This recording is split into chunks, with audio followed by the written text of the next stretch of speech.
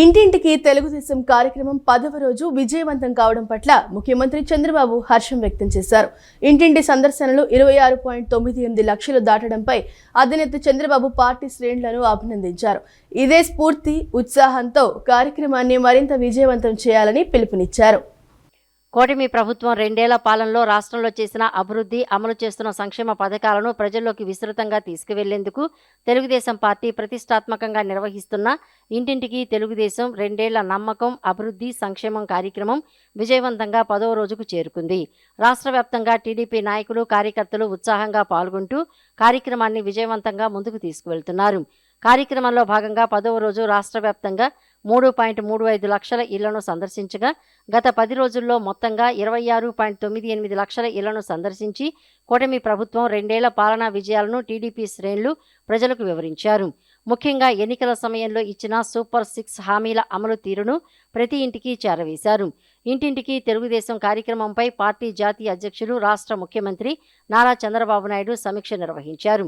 కేవలం 10 రోజుల్లోనే ఇంటింటి సందర్శనలు 26.98 లక్షల మార్కు దాటంపై ఆయన హర్షం వ్యక్తం చేశారు.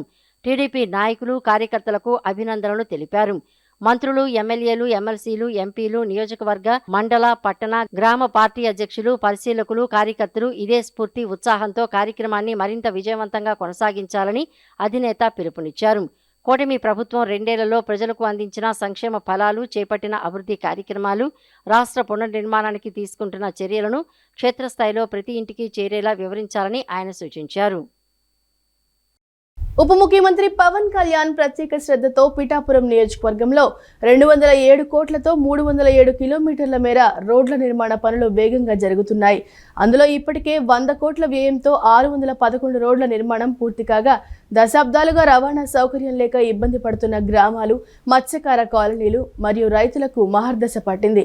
పెండింగ్లో ఉన్న మిగిలిన రోడ్ల పనులను కూడా నాణ్యతా ప్రమాణాలతో నిర్ణీత గడువులోగా పూర్తి చేయాలని ఆయన అధికారులను ఆదేశించారు.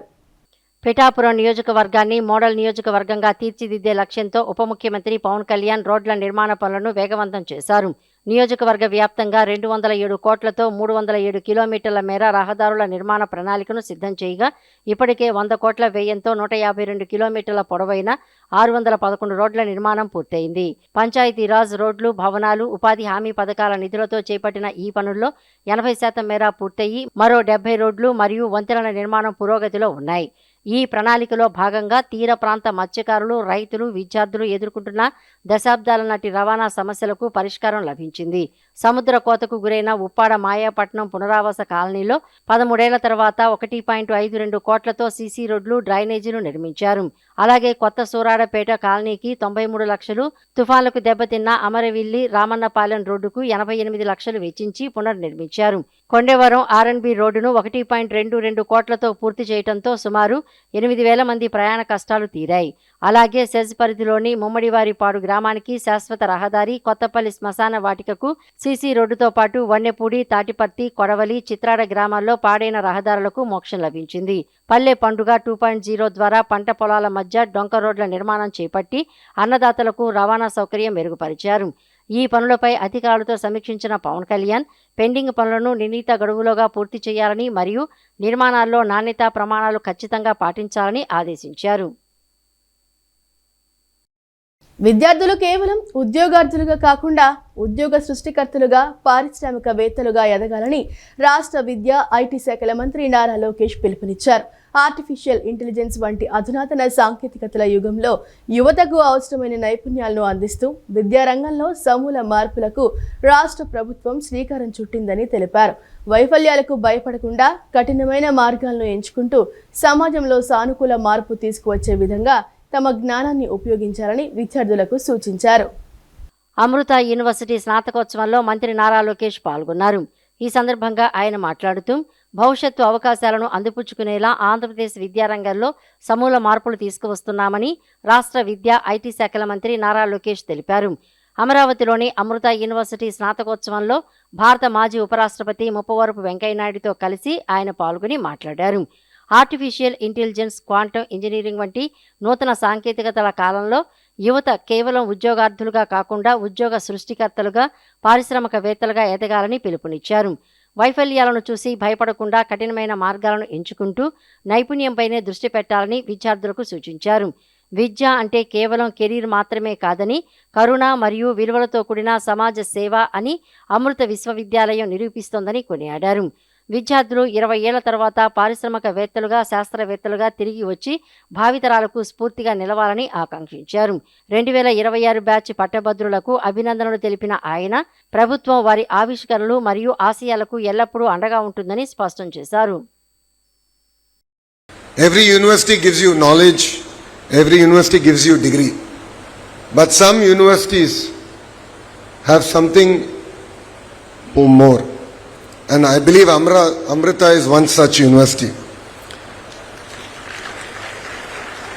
Amrita teaches you to think, lead and serve. That is what makes this university truly special. Amrita believes that education is not just building a career, but actually building character. It is about using your knowledge to serve and serve society through compassion and values. That beautiful vision comes from the revered Amma. Amma once said, if we could transform compassion from mere words to action and a path in society, we would be able to solve 90% of the world's humanitarian problems. I believe that's a very powerful thought. Knowledge gives you skills, technology gives you power, but compassion gives you a sense of purpose. That is the greatest lesson Amrita gives every student who's sitting in front of me. At this point, I would like to share my personal experience. As all of you know, I'm an MBA from Stanford University and I do a lot of admission events. I get asked a question during admission event that why Stanford? In our MBA program, when we have any exams, the professors come, they leave the exam papers on the table and they actually leave. They leave. And they ask us to sit in every alternative seat and just write the exam. And we have something called an honor code. The honor code simply states that you will not cheat. And if you find anyone cheating, you will simply report them. And I must admit, I think we must have taken close to 30 exams, 2 years of our MBA program. I never saw even one student looking left or right. They are very conscious of the honor code. So that has left a sense of greater responsibility on me. పొగాకు రైతుల అంశంపై 2 ప్రభుత్వాల పాలనపై చర్చకు ready అని మంత్రి అచ్చెన్నాయుడు సవాల్ చేశారు. జగన్ ప్రభుత్వ హయాంలో రైతుల నుంచి కేజీ పొగాకును 249కే పొగాకు కొనుగోలు చేశారని, కానీ తాము 326 రూపాయలకు చేశామని తెలిపారు. జగన్ చంద్రబాబు పాలనలో ఉన్న పొగాకు రైతుల రేట్లు ఎలా ఉన్నాయో చర్చిద్దామని, ఇందుకు జగన్ ముందుకు రావాలని మంత్రి అచ్చెన్నాయుడు సవాల్ విసిరారు. పొగాకు రైతుల సమస్యలపై తూర్పుగోదావరి జిల్లా దేవరపల్లిలో జగన్ చేసిన కామెంట్లపై మంత్రి అచ్చెన్నాయుడు స్ట్రాంగ్ కౌంటర్ ఇచ్చారు. 2 ప్రభుత్వాల పాలనపై చర్చకు రెడీ అని ఆయన సవాల్ విసిరారు. నేరుగా అయినా సరే, ఆన్లైన్ ద్వారా అయినా సరే చర్చకు సిద్ధమని ఆయన ఛాలెంజ్ చేశారు. 2019 నుంచి 24 వరకు రేట్లపైన చర్చిద్దామని జగన్కు ఆయన సవాల్ విసిరారు. పొగాకు ధరలు హెచ్చుతగ్గులకు చాలా కారణాలు ఉంటాయని, అది జగన్కు సైతం తెలుసని మంత్రి అచ్చెన్నాయుడు ఎద్దేవా చేశారు. పేరుకు పొగాకు రైతులతో పలకరింపులు, విజిట్లను, కానీ జగన్ చేసేదంతా అరాచకమేనని మండిపడ్డారు. 2019-24 మధ్య పొగాకు రైతులకు తమరేం చేశారో చెప్పాలని ప్రశ్నించారు. జగన్ ప్రభుత్వ హయాంలో రైతుల నుంచి కేజీ పొగాకును 249 రూపాయలకే పొగాకు కొనుగోలు చేశారని గుర్తు చేశారు. కానీ తాము 326 రూపాయలు చేశామని తెలిపారు. ఈ సంవత్సరం ధర తగ్గిందని 275 రూపాయలకి కొనుగోలు చేస్తోందని మంత్రి అచ్చెన్నాయుడు వెల్లడించారు. జగన్ చంద్రబాబు పాలనలో ఉన్న పొగాకు రైతుల రేట్లు ఎలా ఉన్నాయో చర్చిద్దామని, ఇందుకు జగన్ ముందుకు రావాలని మంత్రి అచ్చెన్నాయుడు సవాల్ విసిరారు. 2019-24 ఈ రాష్ట్రంలో అధికారంలో ఉన్నావు. ఆ రోజు కూడా ఈ రాష్ట్రంలో పొగాకు పండించిన రైతులు ఉన్నారు. ఆ రోజు కూడా ధరలు ఏ విధంగా ఉన్నాయో నువ్వు ఇష్టం వచ్చినట్టుగా మాట్లాడిస్తే నిజాలు అయిపోవు. రికార్డు ఉంది. నేను అందుకే ప్రతిసారి ఛాలెంజ్ చేస్తున్నాను. ఈరోజు ఛాలెంజ్ చేస్తాను. నీ 5 సంవత్సరాల్లో పొగాకు రేట్లు ఏ విధంగా ఉండే, రేట్లు పడిపోయేటప్పుడు బాధ్యత గల ప్రభుత్వంగా ఒక్క రోజైనా నువ్వు స్పందించావా? డిస్కస్ చేద్దాం రా, డిబేట్ చేద్దాం రా. రావడానికి సిగ్గుగా ఉంటే నీకు నచ్చిన వాళ్ళతో వీడియో కాన్ఫరెన్స్ పెట్టు. నేను అడుగుతాను, నువ్వు ఆన్సర్ చేయి. నువ్వు అడుగు, నేను ఆన్సర్ చేస్తాను. విఘ్నులైనటువంటి రైతులు ప్రజలు డెసిషన్ తీసుకుంటారు. ఈ రోజు వెళ్ళి మాట్లాడుతున్నాడు. అయ్యా గొడ్డల పార్టీ అధ్యక్ష, 2019లో నువ్వు అధికారంలోకి వచ్చావు. ఎఫ్సివి పొగాకు 2019లో నోట్ దిస్ పాయింట్ రాసుకోవాలి. పాత్రికేయులకు కోరుతున్నాను, వాస్తవాలు ప్రజలకు తెలియచేయాలి. తప్పుంటే నిలదీయండి, అడగండి, మళ్ళీ చెప్తాను. రాజకీయ ప్రయోజనాల కోసమే జగన్ దేవరపల్లి పర్యటన చేశారని మంత్రి సుభాష్ ధ్వజమెత్తారు. వైఎస్ఆర్సీపీ పాలనలో రైతులను పూర్తిగా నిర్లక్ష్యం చేశారని, ఆయన హయాంలో కేవలం 12.9 మిలియన్ కిలోల పొగాకే కొనుగోలు చేశారని మంత్రి సుభాష్ స్పష్టం చేశారు. పొగాకు రైతుల కోసం రాష్ట్ర ప్రభుత్వం 100 కోట్ల సాయం అందిస్తోందని, రైతులకు 50,000 వరకు వడ్డీ లేని రుణాలకు కేంద్రం ముందుకు వచ్చిందని వివరించారు. రైతుల సమస్యలను రాజకీయాలకు వాడుకోవటం వైఎస్ఆర్సీపీకి అలవాటు అని మంత్రి సుభాష్ మండిపడ్డారు. కూటమి ప్రభుత్వ హయాంలో పొగాకు రైతుల సంక్షేమానికి తీసుకుంటున్న చర్యలను వివరిస్తూ మాజీ ముఖ్యమంత్రి జగన్మోహన్ రెడ్డి పర్యటనపై మంత్రి వాసంశెట్టి సుభాష్ తీవ్ర ఆగ్రహం వ్యక్తం చేశారు. టీడీపీ కేంద్ర కార్యాలయంలో జరిగిన మీడియా సమావేశంలో ఆయన మాట్లాడుతూ, అధికారంలో ఉన్న 5 ఏళ్ల పాటు రైతుల కష్టాలను పట్టించుకొని జగన్ ఇప్పుడు పరామర్శ పేరుతో రాజకీయ నాటకాలు ఆడుతున్నారని విమర్శించారు. ఆయన దేవరపల్లి పర్యటన వల్ల శాంతి భద్రతలకు విఘాతం కలగడమే కాకుండా ప్రజలు తీవ్ర ఇబ్బందులు పడ్డారని తెలిపారు. ఇటీవల జరిగిన ప్రమాదంలో మృతి చెందిన బాధిత కుటుంబాన్ని పరామర్శించకుండా నిందితులను పరామర్శించడానికి వెళ్లడం ఆయన రాజకీయ సంస్కృతికి అద్దం పడుతోందని మండిపడ్డారు. మరోవైపు పొగాకు రైతుల సంక్షేమం కోసం కూటమి ప్రభుత్వం మాటల్లో కాకుండా చేతల్లో నిరూపిస్తోందని మంత్రి సుభాష్ స్పష్టం చేశారు. సీఎం చంద్రబాబు నాయుడు స్వయంగా కేంద్ర వాణిజ్య శాఖకు లేఖ రాసి మార్కెట్లో ఏ రకం పొగాకునైనా కిలో 200 కంటే తక్కువ ధర రావడానికి వీల్లేదని స్పష్టంగా ఆదేశాలు జారీ చేశారని అన్నారు. కిలోకు 20 రూపాయలు ధర లోటు భర్తీతో పాటు కేంద్ర రాష్ట్ర ప్రభుత్వాలు కలిసి 188 కోట్ల ఆర్థిక భద్రతను కల్పించాయని తెలిపారు. పొగాకు రైతుల్ని ఆదుకోవడం కోసం, వాళ్ళ తరపున పోరాటం కోసం వచ్చినట్టు చెప్పుకుంటా ఉన్నారు. అసలు పొగాకు రైతుల గురించి కానీ మాట్లాడే నైతిక అర్హత మీకు ఉందా? ఆ విషయానికి వస్తే పొగాకు సాగు చేస్తున్న ప్రతి రైతుకి కూడా అండగా నిలబడటమే ఈ కూటమి ప్రభుత్వం ప్రాధాన్యత.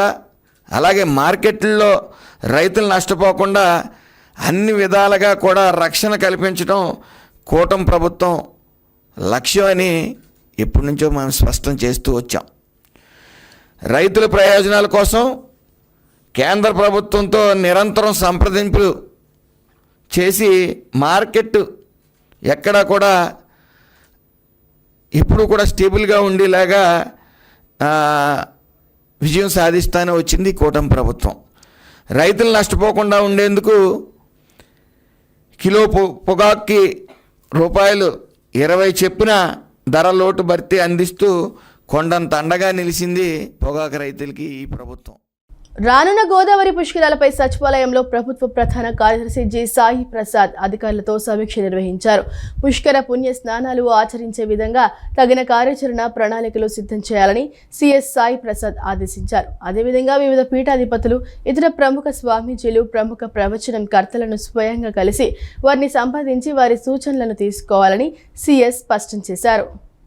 రానున్న గోదావరి పుష్కరాలపై సచివాలయంలో ప్రభుత్వ ప్రధాన కార్యదర్శి జి సాయి ప్రసాద్ అధికారులతో సమీక్ష నిర్వహించారు. ఈ సందర్భంగా సీఎస్ మాట్లాడుతూ గోదావరి పుష్కరాల విశిష్టతను ఏ విధంగా ప్రజల్లోకి తీసుకువెళ్లాలనే దానిపై ప్రత్యేక దృష్టి సారించాలని అధికారులకు స్పష్టం చేశారు. ముఖ్యంగా స్నానం, దానం, పితృతర్పణం వంటి ఒక ముఖ్యమైన నినాదంతో గోదావరి పుష్కరాల్లో రాష్ట్ర, దేశ, విదేశీ భక్తులు అధిక సంఖ్యలో వచ్చి పుష్కర పుణ్యస్నానాలు ఆచరించే విధంగా తగిన కార్యాచరణ ప్రణాళికలు సిద్ధం చేయాలని సీఎస్ సాయి ప్రసాద్ ఆదేశించారు. అదేవిధంగా వివిధ పీఠాధిపతులు, మఠాధిపతులు, ఇతర ప్రముఖ స్వామీజీలు, ప్రముఖ ప్రవచన కర్తలను స్వయంగా కలిసి కలిసి వారిని సంప్రదించి వారి సూచనలు తీసుకోవాలని సీఎస్ స్పష్టం చేశారు. వారి సూచనలు కూడా మన కమ్యూనికేషన్ ప్లాన్లో పొందుపరచాలని చెప్పారు. ప్రతి స్నానఘట్టు వద్ద ప్రత్యేక అడ్వైజర్లు ఏర్పాటు చేయాలని స్పష్టం చేశారు. ప్రతి స్నానఘట్టం వరకు ఎంతో దూరం నడవాలనే దానిపై కూడా స్పష్టంగా బోర్డులను ఏర్పాటు చేయాలని తెలిపారు. దీనిపై ప్రతిరోజు పత్రికల్లో అడ్వర్టైజ్మెంట్ ద్వారా విస్తృత ప్రచారానికి చర్యలు తీసుకోవాలని ఆదేశించారు. ఏ స్నానఘట్టంలో పుష్కర స్నానం చేసినా పుణ్యం వస్తుందని ప్రజల్లో విస్తృత అవగాహన కల్పించాలని సీఎస్ సాయి ప్రసాద్ అధికారులను ఆదేశించారు. అంతే తప్ప కేవలం పలానా స్నానఘట్టంలో పుణ్యం వస్తుందనే అపోహను ప్రజల్లో తొలగించాలని పేర్కొన్నారు. భక్తుల రద్దీ నిర్వహణపై ప్రత్యేక దృష్టి సారించాలని సీఎస్ ఆదేశించారు. ఈ సమావేశంలో జలవనరుల శాఖ ప్రత్యేక ప్రధాన కార్యదర్శి శశిభూషణ్ కుమార్, గోదావరి పుష్కరాల ప్రత్యేక అధికారి మరియు వైద్య ఆరోగ్య శాఖ కార్యదర్శి వీరపాండ్యన్, PR&RD ప్రత్యేక ప్రధాన కార్యదర్శి కాంతిలాల్ దండే, ఆర్థిక శాఖ కార్యదర్శి రొనాల్డ్ రాస్, పౌర సరఫరాల శాఖ commissioner K Kannababu, INBR director KS Viswanathan, CEO Praveen Aditya, దేవాదాయ శాఖ కమిషనర్ రామచంద్ర మోహన్ తదితర శాఖల అధికారులు పాల్గొన్నారు. ఈ సమావేశానికి వర్చువల్గా హోంశాఖ ముఖ్య కార్యదర్శి కుమార్ విశ్వజిత్, పోలవరం, తూర్పుగోదావరి, ఏలూరు, కాకినాడ, BR అంబేద్కర్ కోనసీమ, పశ్చిమ గోదావరి జిల్లాల కలెక్టర్లు, SPలు, IGలు అశోక్ కుమార్, రవిప్రకాష్, PR&RD కమిషనర్ కృష్ణతేజ ఇంకా పలు శాఖల అధికారులు తదితరులు పాల్గొన్నారు. ప్రభుత్వ విప్ విజయవాడ సెంట్రల్ శాసనసభ్యులు బోండా ఉమామహేశ్వరరావు ముఖ్యమంత్రి చంద్రబాబును ఆయన నివాసంలో కలిశారు. ఇటీవల చోటు చేసుకున్న రాజకీయ పరిణామాలపై ఈ భేటీలో పార్టీ అధినేతకు బోండా ఉమా వివరణ ఇచ్చినట్లు తెలిసింది. ఈ పార్టీలో క్రమశిక్షణే అత్యంత ప్రాధాన్యమైన అంశమని సీఎం స్పష్టం చేసినట్లు సమాచారం. తన 2 కుమారులను బోండా ఉమా ముఖ్యమంత్రికి కల్పించారు. విజయవాడ సెంట్రల్ నియోజకవర్గంలో పేదలకు ఇంటి పట్టాలను పంపిణీ చేసే కార్యక్రమానికి హాజరు కావాలని ముఖ్యమంత్రిని కోరినట్లు బోండా ఉమా తెలిపారు. దీనికి సానుకూలంగా స్పందించిన సీఎం త్వరలోనే ఒక తేదీని ఖరారు చేసుకుని పంపిణీకి వస్తానని హామీ ఇచ్చినట్లు వివరించారు.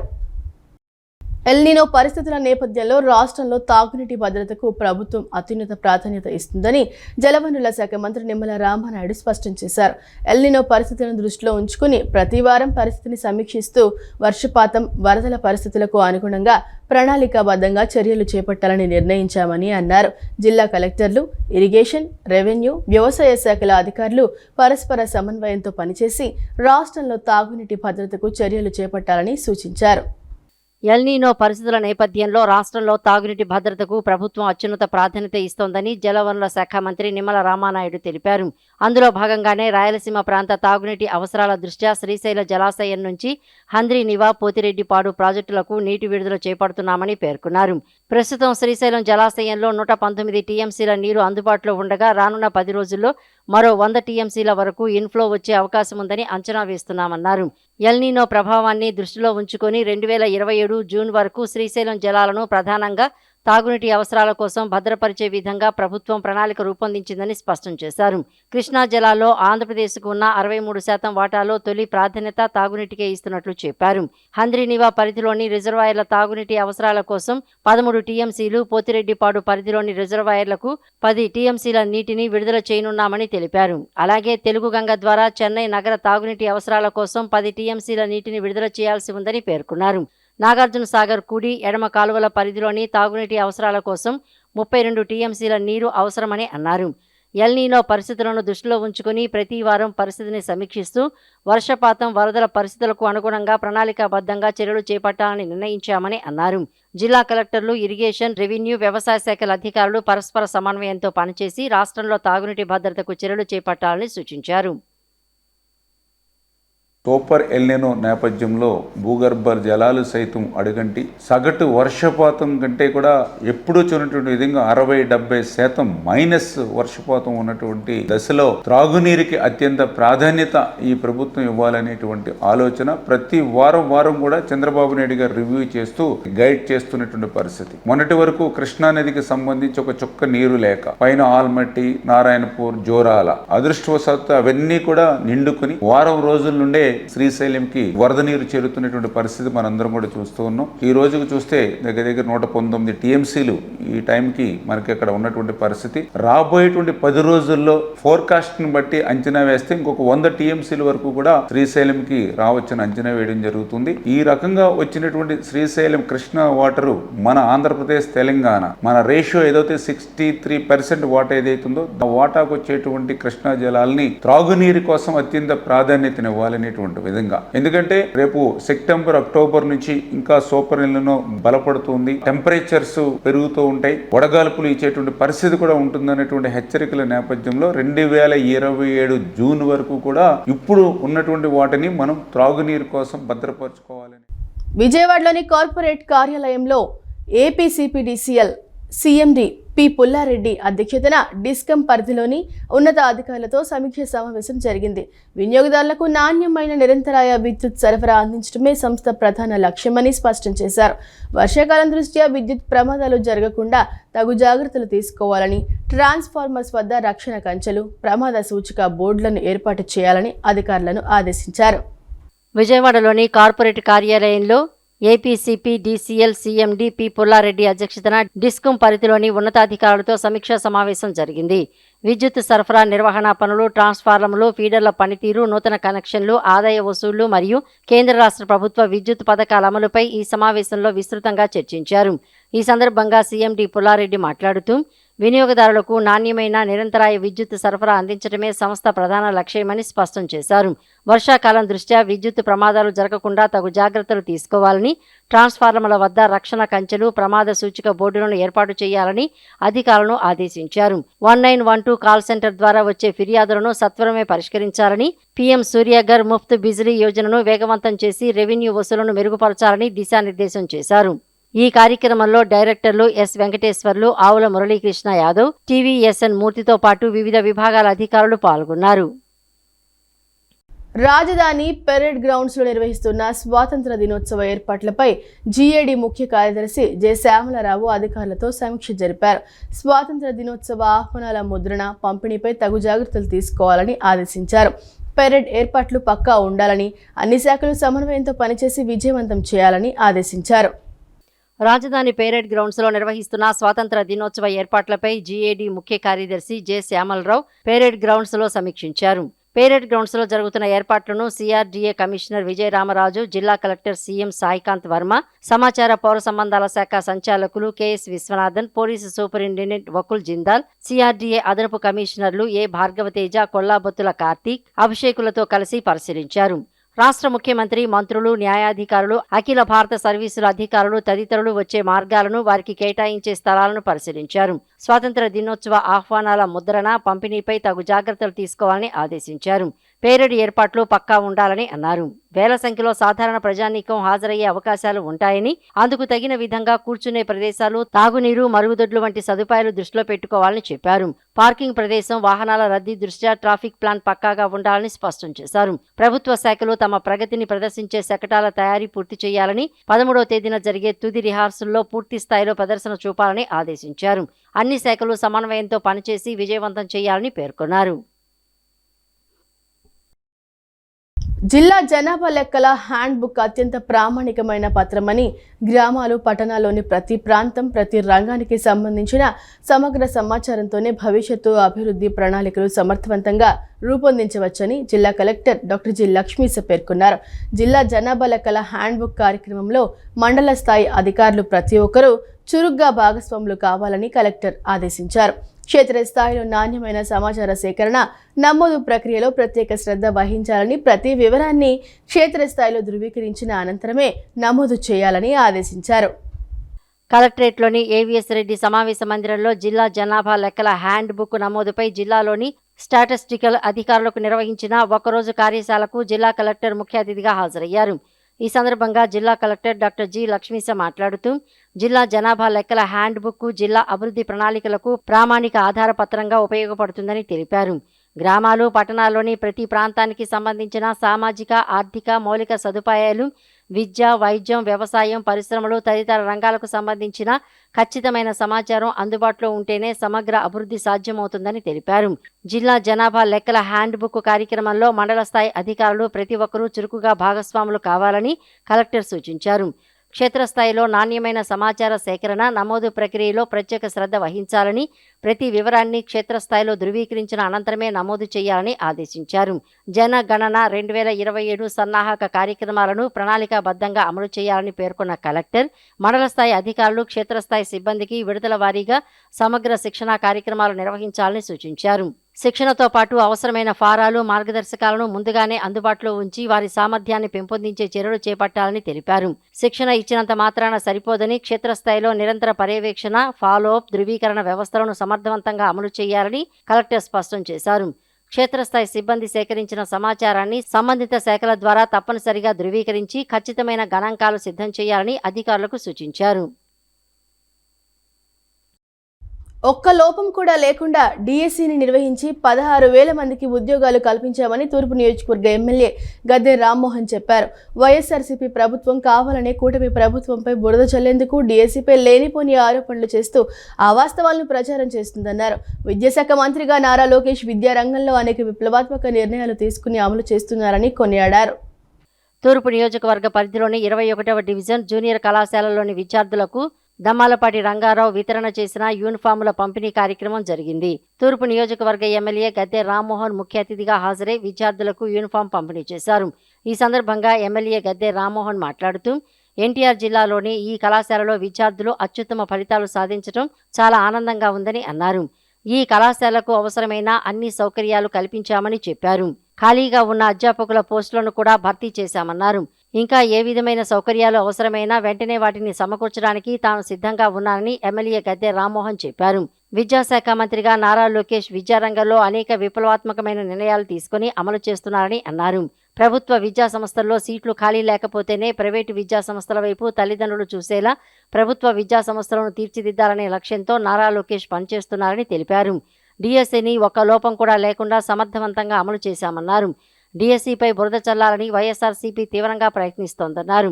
త్వరలో మరోసారి డిఎస్సిని నిర్వహించేందుకు చర్యలు తీసుకుంటున్నట్లు చెప్పారు. వైఎస్ వివేకానందరెడ్డి మరణించిన తర్వాత మొదట గుండెపోటుతో చనిపోయారని చెప్పారని, తర్వాత పోలీసుల విచారణతో ఆ కుటుంబంలోనే వారే హత్య చేశారని తేలిందని, ఆ హత్యను ముఖ్యమంత్రి నారా చంద్రబాబు నాయుడు చేయించారని అవాస్తవాలు ప్రచారం చేయడానికి వైఎస్ జగన్ ప్రయత్నించాడని చెప్పారు.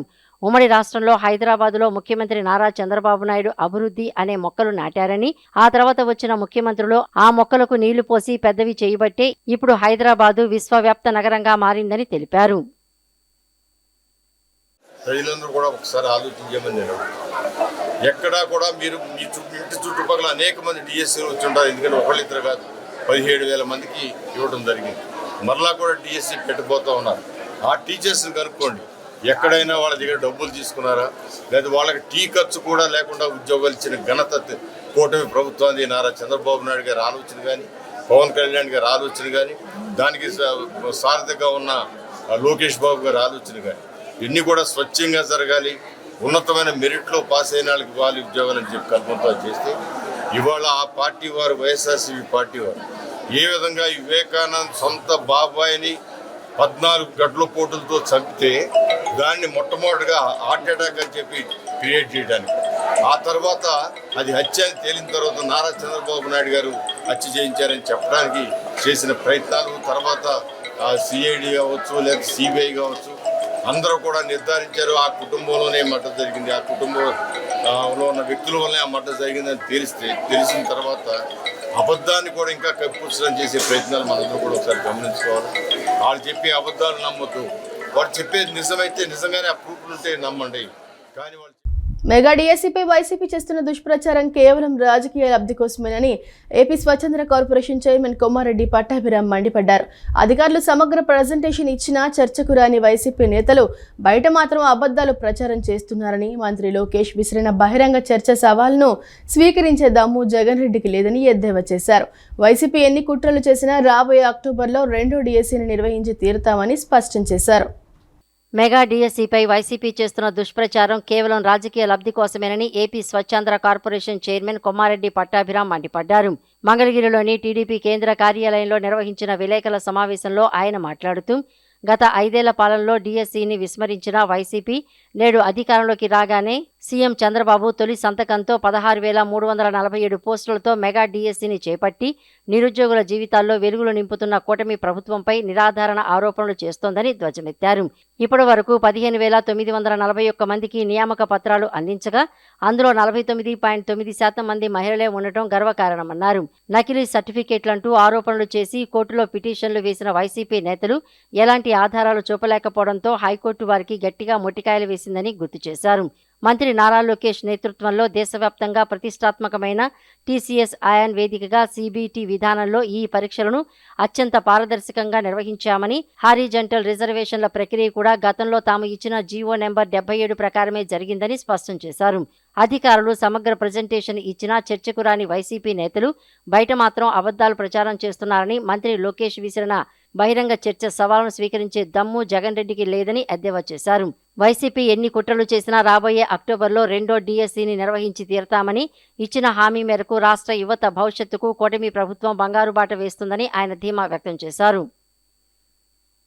దగా చేసినటువంటి గొడ్డలి పార్టీ ఇదిగో ఇస్తాం ప్రభుత్వ ఉద్యోగాలు, అదిగో ఇస్తాం ప్రభుత్వ ఉద్యోగాలు అని చెప్పి ప్రతి సంవత్సరం కూడా ఊరించి చివరిదాకా కూడా ఒక్క ప్రభుత్వ ఉద్యోగ భర్తీకి కూడా ఎటువంటి చర్యలు తీసుకోకుండా డిఎస్సి ద్వారా లక్షల మందిని నిలువున ముంచినటువంటి గొడ్డలి పార్టీ ఈ రోజున ఇచ్చిన మాట ప్రకారం మొట్టమొదటి సంతకమే మెగా డిఎస్సి పైన పెట్టి డిఎస్సి నిర్వహించి మరి దాదాపు 15,941 మందికి ఉద్యోగాలు అందించి వారి జీవితాల్లో వెలుగులు నింపినటువంటి ఎన్డీఏ కూటమి ప్రభుత్వం పైన, అదేవిధంగా గౌరవ మంత్రివర్యులు లోకేష్ గారి పైన వీరు చేస్తున్నటువంటి నిరాధారమైనటువంటి ఆరోపణలు, నిందలు ఏవైతే ఉన్నాయో ఈ రోజున హైకోర్టు సాక్షిగా రాష్ట్ర సర్వోన్నత న్యాయస్థానం అయినటువంటి గౌరవ హైకోర్టు సాక్షిగా మళ్ళీ ఒకసారి బట్టబయలైనటువంటి పరిస్థితి. కేవలం కడుపు మంట, నేను ఇన్ని లక్షల మందిని దగా చేస్తే వీళ్ళు న్యాయం చేస్తారా, నేను యువతకి ఉద్యోగాలు ఇవ్వకుండా వారిని రోడ్డున పడేస్తే వారి ఇళ్లల్లో వెలుగులు నింపుతారా, నిరుద్యోగ యువతకి నేను గంజాయి మత్తు పదార్థాలు అలవాటు చేసి వాళ్ళ జీవితాల్ని నాశనం చేస్తూ నా జేబులు నింపుకుంటే ఈ రోజున వాళ్ళ జీవితాల్లో వెలుగులు నింపుతారా అన్నొక కడుపు మంటతో వీళ్ళు చేస్తున్నటువంటి రాజకీయం ఏదైతే ఉందో ఈ రోజున హైకోర్టు చీవాట్లతో మళ్ళీ ఒక్కసారి బట్టబయలైనటువంటి విషయాన్ని వాళ్ళ రాష్ట్ర ప్రజలందరూ కూడా తెలుసు. దుర్గా కోఆపరేటివ్ బ్యాంక్లో 5 లక్షల రూపాయల కంటే ఎక్కువ డిపాజిట్లు ఉన్న సుమారు 67 కోట్ల రూపాయల బకాయిల చెల్లింపునకు సంబంధించి డిఐసిజిసి నుంచి లిక్విడేటర్కు తాజాగా మెయిల్ ద్వారా అనుమతి లభించిందని సిపిఐ నగర కార్యదర్శి జి కోటేశ్వరరావు తెలిపారు. గత 2 సంవత్సరాలుగా ప్రజా సంఘాలు కమ్యూనిస్టు పార్టీ ఆధ్వర్యంలో చేసిన పోరాటాల ఫలితంగానే ఈ సానుకూల నిర్ణయం వచ్చిందని ఆయన పేర్కొన్నారు. 5 లక్షలకు మించి డిపాజిట్లు ఉన్న డిపాజిటర్లు అందరూ వెంటనే వడ్డీతో కూడిన తమ డిపాజిట్ సొమ్మును వెనక్కి తీసుకోవాలని సూచించారు. విజయవాడ పాత బస్తీలో శతాబ్దపు చరిత్ర కలిగిన దుర్గా కోఆపరేటివ్ బ్యాంక్ లైసెన్సును 2024 నవంబర్ 20న రిజర్వ్ బ్యాంకు రద్దు చేయడంతో డిపాజిటర్లు తీవ్ర ఆందోళన చెందారని సిపిఐ నగర కార్యదర్శి జి కోటేశ్వరరావు వెల్లడించారు. ఈ సందర్భంగా ఆయన మాట్లాడుతూ 5 లక్షల రూపాయల లోపు డిపాజిట్లు ఉన్నవారికి ఇప్పటికే డిఐసిజిసి ద్వారా చెల్లింపులు జరిగాయని, తాజాగా 5 లక్షలకు మించి డిపాజిట్లు ఉన్న సుమారు 67 కోట్ల రూపాయల బకాయిలు చెల్లింపునకు సంబంధించి రిజర్వ్ బ్యాంకు నుంచి లిక్విడేటర్కు మెయిల్ ద్వారా అనుమతి వచ్చిందని తెలిపారు. 2024 నవంబర్ 20 నాటికి ఉన్న డిపాజిట్ మొత్తాన్ని వడ్డీతో సహా చెల్లించాలని ఆర్బీఐ ఉత్తర్వులు జారీ చేయడం చాలా సంతోషకరమైన విషయమని పేర్కొన్నారు. గత 2 సంవత్సరాలుగా ప్రజా సంఘాలు, డిపాజిటర్లు మరియు కమ్యూనిస్టు పార్టీ ఆధ్వర్యంలో ప్రభుత్వాలపై ఆర్బీఐపై ఒత్తిడి తెచ్చి అనేక ఆందోళన కార్యక్రమాలు అర్జీలు ఇవ్వడం వల్లే ఈ రోజు ఈ సానుకూల ఫలితం వచ్చిందని పేర్కొన్నారు. 5 లక్షలకు పైగా డిపాజిట్లు ఉన్న వారందరూ వెంటనే లిక్విడేటర్ను కలిసి తమ దరఖాస్తులతో పాటు సంబంధిత బ్యాంకు స్టేట్మెంట్లను సమర్పించి వడ్డీతో కూడిన తమ డిపాజిట్ సొమ్మును విత్డ్రా చేసుకోవాలని ఆయన విజ్ఞప్తి చేశారు. 5 లక్షలు దాటి ఉన్నటువంటి డిపాజిటర్స్ అందరికీ కూడా నిన్న రాత్రే మన రిజర్వ్ బ్యాంక్ నుంచి వారికి డిఐసిజిసి వారి దగ్గర నుంచి మన బ్యాంకు లిక్విడేటర్ గారికి మెయిల్ ద్వారా వారి యొక్క మంచి శుభవార్తని ఇవ్వటం జరిగింది. డిపాజిట్ చేసుకున్నటువంటి వారందరికీ కూడా నవంబర్ 2024 సంవత్సరం వరకు వడ్డీతోటి వారి ఉన్నటువంటి డిపాజిట్ మొత్తాన్ని కూడా వడ్డీతో చెల్లించమని చెప్పి పర్మిషన్స్ ఇవ్వటం జరిగింది. అందుమూలంగా డిపాజిటర్దారులందరూ కూడా లిక్విడేటర్ గారిని కలిసి తమ యొక్క అర్జీలు పెట్టుకొని మా డిపాజిట్ ఏదైతే ఉందో ఉన్నటువంటి డిపాజిట్ ఫామ్స్తో పాటుగా మీ యొక్క బ్యాంకు సంబంధించినటువంటి స్టేట్మెంట్ ఏ బ్యాంక్ అయితే మీరు కోరుతారో ఆ బ్యాంక్ స్టేట్మెంట్ అకౌంట్ కూడా నెంబర్ ఇస్తే ఖచ్చితంగా డిపాజిట్దారులందరికీ నవంబర్ 24 వరకు వడ్డీతో సహా. విజయవాడలోని జిఎస్ రాజు రోడ్ రైతు బజార్ను తొలగించి ఆ స్థానంలో పూల మార్కెట్ను ఏర్పాటు చేయడానికి ప్రభుత్వం జారీ చేసిన జీవో నంబర్ 20ను పునః పరిశీలించాలని కాంగ్రెస్ పార్టీ నాయకులు కొలలకొండ శివాజీ, నరహరశెట్టి నరసింహారావు, మీసాల రాజేశ్వరరావు డిమాండ్ చేశారు. ప్రజాధనంతో నిర్మించిన రైతు బజార్ను కూల్చివేసి ఫ్లవర్ మార్కెట్ను అక్కడికి తరలించడం వెనుక భారీ అవకతవకలు జరిగాయని ఆరోపించారు. లెనిన్ సెంటర్లో 250 మంది వీధి వ్యాపారులను తొలగిస్తూ నోటీసులు ఇవ్వడాన్ని, బస్టాండ్ సమీపంలో ఉన్న పూల మార్కెట్ ఊరి అవతలకు కాకుండా జిఎస్ రాజా రోడ్కు తరలించడాన్ని వారు తీవ్రంగా వ్యతిరేకించారు. ఈ నిర్ణయం వల్ల ఆ ప్రాంతంలో తీవ్ర ట్రాఫిక్ సమస్యలు తలెత్తుతాయని, చిరు వ్యాపారుల జీవనోపాధి దెబ్బతింటుందని ఆందోళన వ్యక్తం చేశారు. మేము ఎవరి మీద వ్యక్తిగతంగా డబ్బులు తీసుకున్నాడని ఆరోపణ చేయట్లా. పెద్ద ఎత్తున అధికార యంత్రాంగం ఏదో పూలకు మాత్రం పడిపోలా, వేరే కారణాల వల్ల ఆ విధంగా చేస్తూ ఉన్నారు. తక్షణమే ఊరు చివరికి తరలించే దానికోసం పూల మార్కెట్ని కాంగ్రెస్ పార్టీ ఫైట్ చేస్తుంది. అలాగే లెనిన్ సెంటర్లో ఏదైతే ఉందో అది యాస్టీజ్గా ఉంచాలని చెప్పి కాంగ్రెస్ పార్టీ డిమాండ్ చేస్తూ ఉంది. కాలువగట్ల మీద నగరం అంతా కాలువగట్ల మీద ఉంది, అన్నీ తీసేస్తే అది కూడా తీసేయండి అంతే తప్ప వాళ్ళొక్కళ్ళ మీదే కక్ష, ఇంకోళ్ళ మీద ప్రేమ, ఇదంతా ఈ కూటమి ప్రభుత్వం యొక్క అస్తవ్యస్త విధానాలు, దిక్కుమాలిన మతి భ్రమించిన చర్యలు తప్ప ఇది నగర అభివృద్ధికి ఏమాత్రం ఉపయోగపడదు. తక్షణమే కూటమి ప్రభుత్వం వాస్తవాలు ఎందుకని అధికార యంత్రం కానీ, కమిషనర్ కానీ, ప్రజాప్రతినిధులు కానీ ఎందుకని నోరెత్తట్లేదు, గుట్టుచప్పుడు కాకుండా జీవో నంబర్ 20 ఇవ్వాల్సిన అవసరమే వచ్చింది.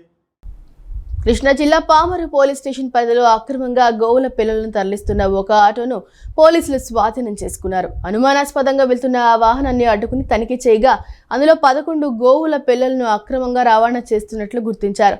వెంటనే డ్రైవర్ను అదుపులోకి తీసుకుని వాహనాన్ని పోలీస్ స్టేషన్కు తరలించడంతో పాటు రక్షించిన గోవుల పిల్లలను సురక్షితంగా గోశాలకు పంపించారు.